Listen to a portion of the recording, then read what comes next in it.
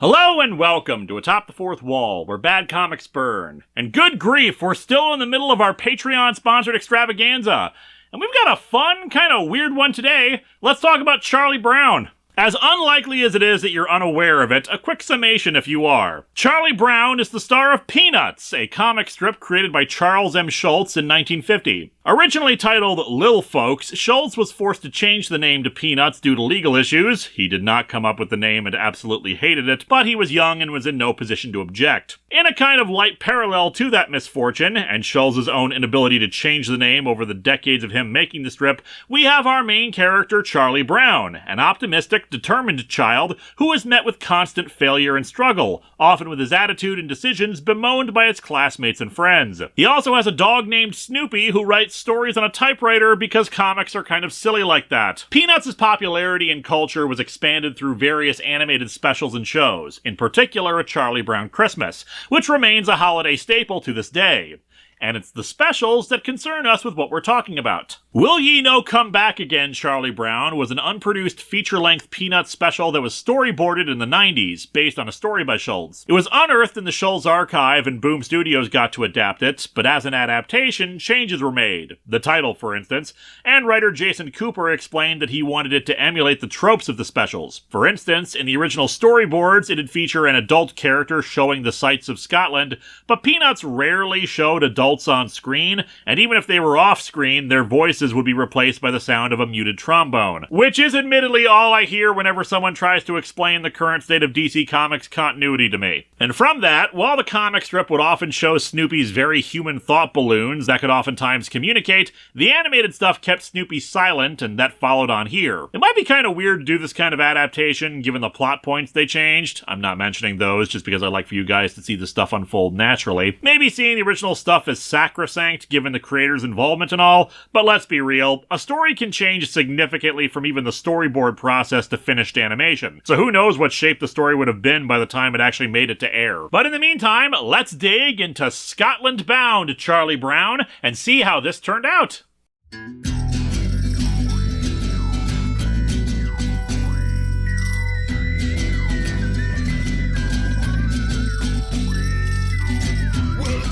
Atop the fourth wall, where bad comics burn. Linkara's gonna teach you all a lesson you won't learn. What's with these awkward subjects? What's all this art so rubbish? To anyone who's had a bad comic published, it could be your turn. Linkara, he is a man, punch, sporadically a grouch. Linkara, he has his own spaceship, but he's always on his couch. Linkara. A universe in flux, Linkara. This comic sucks, Linkara.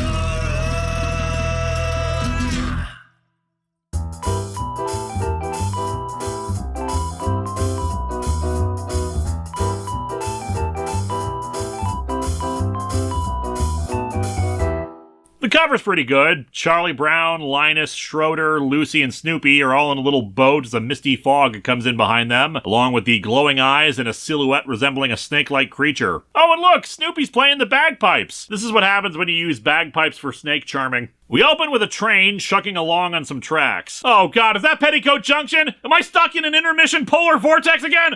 I've gotta call Russ! Well, okay, actually there are a bunch of images before the comic itself really starts, mostly stills from later in the book. But for now, we truly open with Lucy at her psychiatry booth talking to Franklin. Well, if it's clowns you're worried about, that's coulrophobia. You should definitely stay away from the circus. What? I was talking about my grandfather. Your grandfather was in the circus? Yeah, but then Tony Zuko did some stuff and...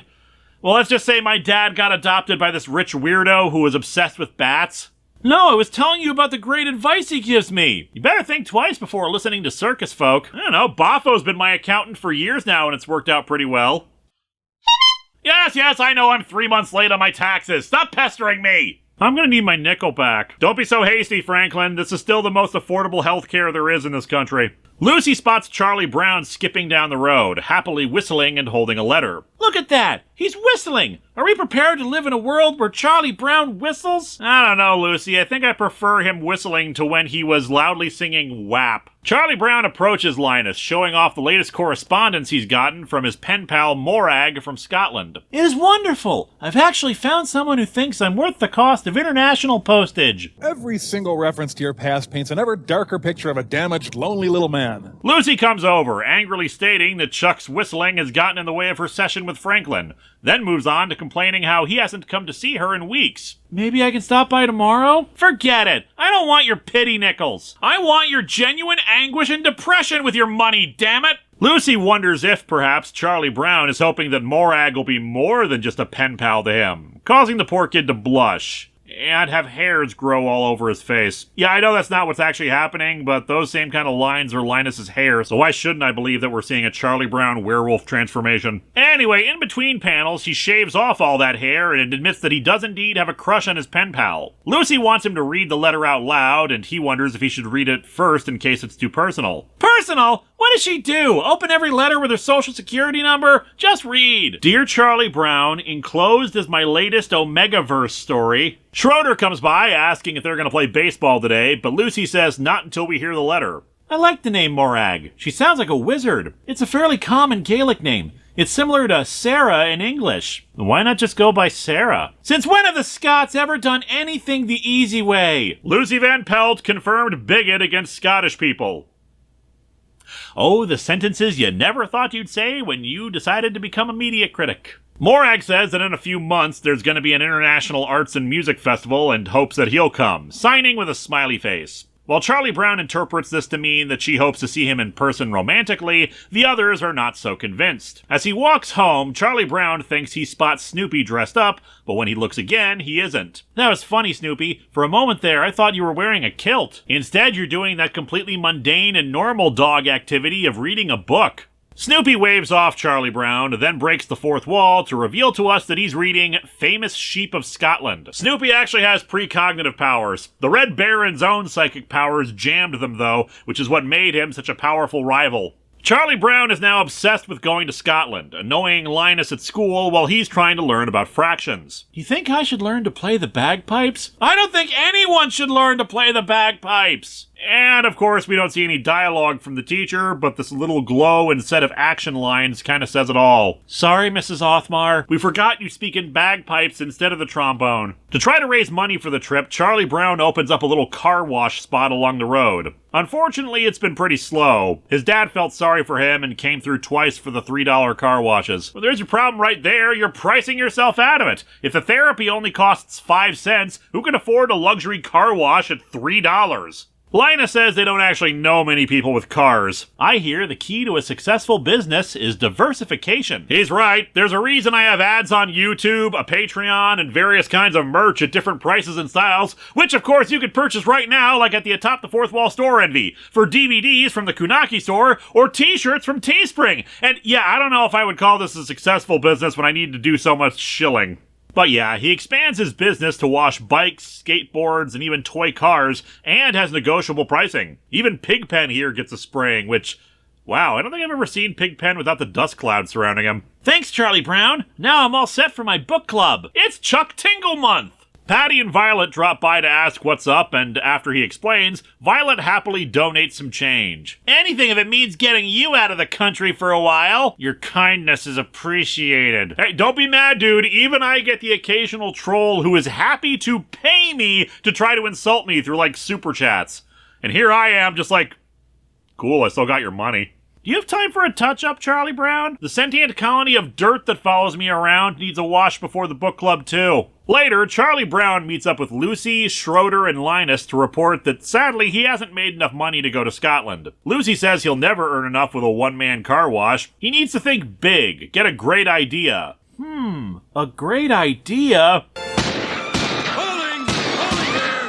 Come bowl now! Get your bowling! No, So actually, Lucy and Charlie Brown come up with the idea of a little carnival fundraiser. Make enough money for all of them to go to Scotland. He sells them each on the idea. Schroeder playing his piano before a big audience, Lucy playing golf at St. Andrews, and Linus likes the idea of finding a correlation between the Loch Ness Monster and the Great Pumpkin. Hold on, you think the Loch Ness Monster brings gifts? He may. There are more things in heaven and earth than we can dream in our philosophies. Always knew Shakespeare was talking about the Loch Ness Monster with that line, but nobody took my college thesis paper seriously. The carnival actually looks pretty good for something made by a bunch of kids with zero budget to begin with. Ice cream, basketball, snacks, balloons, a bouncy castle. Charlie Brown even has a sash labeling him as the Edinburgh Educator to answer questions about Scotland. Are you answering a lot of questions about Scotland? Not really. Most people think I'm dressed as a very dull superhero. Still a better superhero than Captain Tax Time or AAU Superstar Chuck.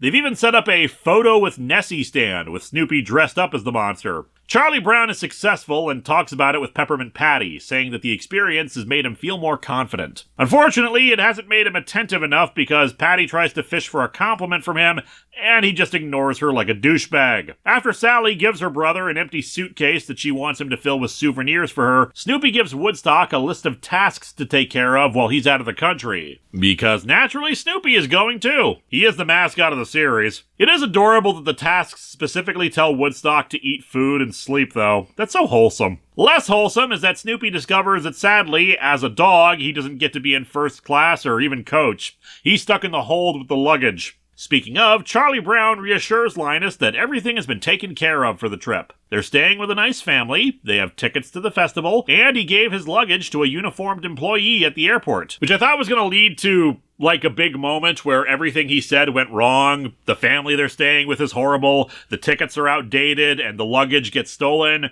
But no, I think they realized that there was another way to make him miserable. See, Charlie Brown actually got another letter from Morag after he informed her they were coming, and he was so busy with the trip prep that he hasn't read it. He pulls it out, wherein it's revealed that she's actually going to be in Mexico City visiting one of her 30 other pen pals while he's in Scotland. So yeah, unfortunately for him, that is probably a sign that she doesn't have any particular romantic interest in the poor blockhead. They arrive in Scotland, no sign of any jet lag on the poor kids, and while Charlie Brown is still bummed about Morag, the rest of the kids take in the souvenir sightings, including a kilt with the same pattern as old Chuck's shirt. Hey look, Charlie Brown, that could be your family's tartan. And it's on clearance! Ha ha ha ha! It's funny when things don't cost much. What? They soon meet the daughter of the family housing them, Nell, who has a sign with Charles Brown written on it. Charles Brown? Can't anyone in this country get his name right? Oh, okay, I think there was a typo before. When Charlie Brown was reading the letter from Morag early on, Lucy said, "Ugh, they can't even get his name right," even though the letter said Charlie Brown there too. I figured it was just Lucy complaining, but no, apparently it was supposed to read Charles there, but didn't. Whoops. Still, seeing Nell has brightened up Charlie Boy's mood, and everyone is introduced, including Snoopy, who kisses Nell's hand. He's a charmer, isn't he? He's something, all right. I mean, I don't really know where he expects a gesture like that to go from there, and I don't want to know. The kids are brought out to Edinburgh, where Nell says she's excited to meet them all because she's never met anyone from America before. Oh, Americans are just like everyone else, only louder. Yep, got our number. Nell leads them to the theater where Schroeder will be performing, noting that her mother helps run the place. In addition, Lucy mentions the poem Charlie Brown was going to perform, but now he's incredibly nervous about it, especially since Nell is interested. You're a poet? Fantastic! I love poetry! Well, I am working on a, spoken word, jam. Charlie Brown is known for his jams. Unfortunately, the poetry jam would end up causing scandal when it was revealed Charlie Brown just recited the lyrics of Not Like Us. They see people setting up for the Arts and Music Festival. And I know that we only see kids doing this because, as said before, it's rare for adults to full-on appear in Peanuts. But it is a bit weird that every shot we've seen of people only has children, and all the displays and tents and whatnot are sized just for them and not anyone considerably taller. Still, a lot of this is fluff. Sight gags and light jokes that, of course, would fit right in with the TV special aspect of it, like a callback to Lucy's conversation with Franklin about clowns or Snoopy juggling fruit. Nell leads them to Mary King's Close, an alleyway that's being set up to resemble how it looked in the 17th century, even with a plague doctor walking around. Okay, but why is the plague doctor's mask skin-colored? They arrive at the Old Town Theater, and Nell shows them inside the hall where Schroeder will perform. He is understandably nervous at performing at such a prestigious-looking place with tons of onlookers. Don't be nervous, Schroeder. You'll be wonderful. I'm not nervous. I've been playing the piano since before I could walk. My boyfriend, the musical genius. The musical genius who I'm pretty sure needs a different, smaller piano given the relative heights I'm seeing of the one there. Schroeder's a little concerned that playing Beethoven isn't exactly going to be a huge hit compared to Fire Breathers and Mimes, but Nell suggests he could make his performance more dynamic, citing Elton John. Cue Snoopy appearing in a flamboyant costume. Well, now I just want Snoopy to perform Rocket Man. At lunch, Schroeder is still obviously worried. Nothing takes the edge off like cocoa, don't you think? Especially when it's spiked. Nell asks Charlie Brown where he'd like to go and reveals a massive list of places he wanted to go with Morag. Wait a minute, what's this? A romantic steam train ride? It would have been less romantic when Charlie Brown didn't have any money and they had to ride around in the car carrying livestock. Speaking of livestock, they travel to Nell's home and see her farm animals, including the Highland cattle known as Coo. She even opens the gate to let the kids hug them. Forget puppies. Happiness is hugging a warm coo. And back to sentences I never thought I would be writing when I started this job. In another bit of amusing moments for the special, Snoopy shows he's a natural sheepdog and leads some sheep around to the point where they even dance. Charlie Brown, however, is feeling down. He thought things were improving for himself and he was becoming a better person, but now he's thousands of miles away from home, standing in a field of coos and sheep, and nothing has gone like he expected to, given Morag wasn't actually into him and is not here. Nell encourages him by saying that life isn't really about what you wish was happening, but what is happening. And right now, he's in the middle of a beautiful country with his friends and surrounded by art and music. And coos. Nell, you're right. I am. And you are someone a nice girl from another country would like to get to know. I mean, not me, though. My eyes are on Linus. Something about a man who carries around their blanket everywhere. They settle into the night to eat Scottish marshmallows, and Charlie Brown gets to work on his poem. Scotland, oh Scotland, if I could have bought land, it would have been here. Okay, Chuck, maybe reduce your confidence level a little bit. The next day, time for a trip to golf at St. Andrews, with Lucy forcing Linus to act as her caddy. Unfortunately, their game is being slowed down due to Snoopy. While he may be a skilled writer and even great cosplayer, sadly his golf game needs some work. We get a bit of a somber moment afterwards as Nell shows them the Culloden Battlefield Memorial Cairn, the site of the last Jacobite rebellion. She said that everyone who comes to Scotland should see the site, though I admit I don't know how much actual Scottish people put in terms of importance to it. Later, for dinner, Nell is serving the kids haggis. I've never tried haggis before. How is it made? The world is full of mysteries. Sometimes it's best not to know. Yeah, spoils the fun if you know how they prepare the sheep innards. They plan to visit Loch Ness tomorrow, as well as the romantic train ride, but a slip of the tongue by Lucy gets Linus to start talking about the Great Pumpkin, and the group is horrified when Ness inquires more about it. The next day, they're on the train, and frankly, this train car looks nicer than several places I've lived. How the hell did they afford this? Lucy tries to call it romantic to Schroeder, who just retreats to go practice. Someday he'll realize he needs me. That's the spirit, Lucy. That, Nell, is called old-fashioned American determination. And if that fails, there's old-fashioned Japanese yandere. They arrive in Inverness, where Linus exchanges flyers with a Scottish kid holding The Truth About Nessie, while Linus shares the truth about the Great Pumpkin. Charlie Brown suggests renting a boat to try to find Nessie, a spontaneous decision that Nell encourages. Life is what's happening now, right? Until you run out of money, and then life is what used to be happening. On the loch, Linus keeps looking for Nessie, but fails to find anything except sticks and birds. Schroeder points out that they actually owe Charlie Brown a big thanks for being the one who inspired them to make this trip. Even Lucy has to concede that it's all thanks to him. But the celebratory moment is ruined when Linus says that he spots the Loch Ness Monster, and in his excitement, the boat gets capsized. Charlie Brown saves Nell with a life preserver, but they lost their supplies in Schroeder's piano. They reach the shore and stay there until dark, protected only by Linus's blanket, which he quickly pulls away when a bird flies too close. Nah, Linus, I get it. Could have been the sniper bird from Birdemic.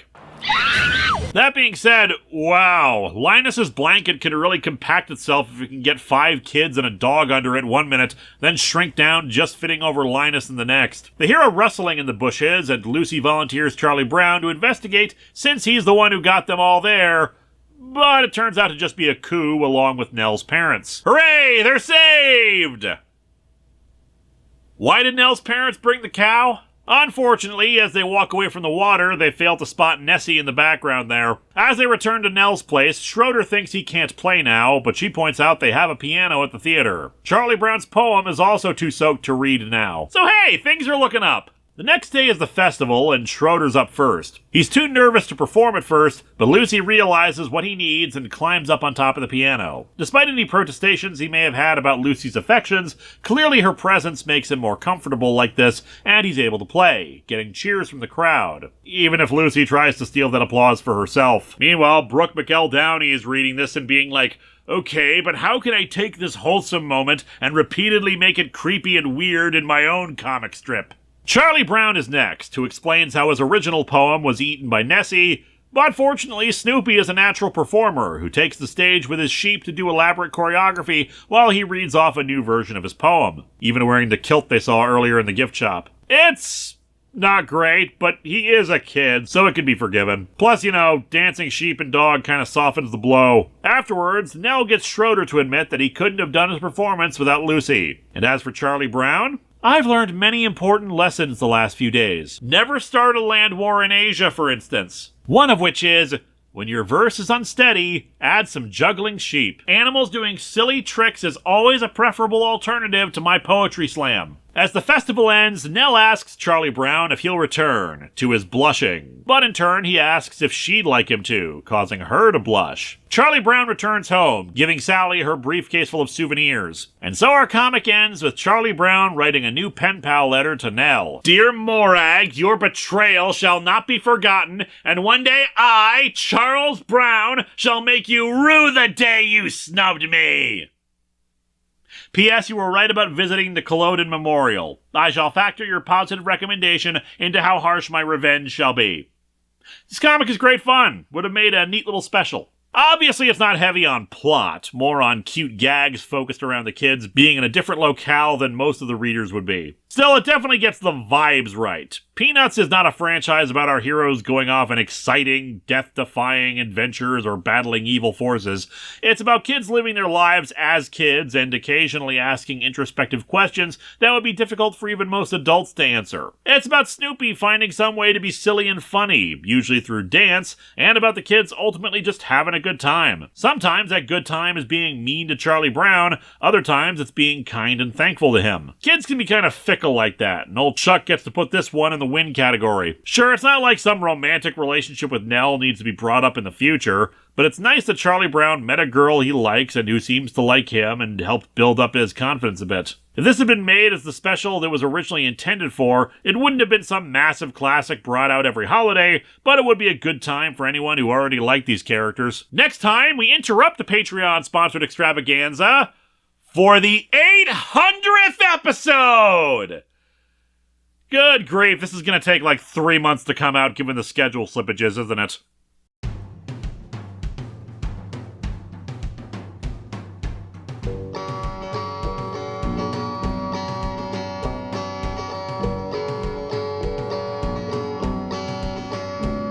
I'm sitting on my couch reviewing comics, the worst words that you will ever see.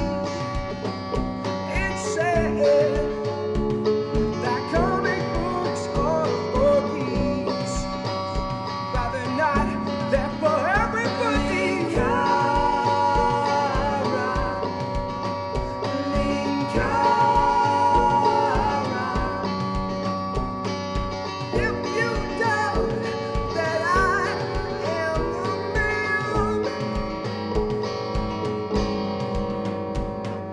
I am a man.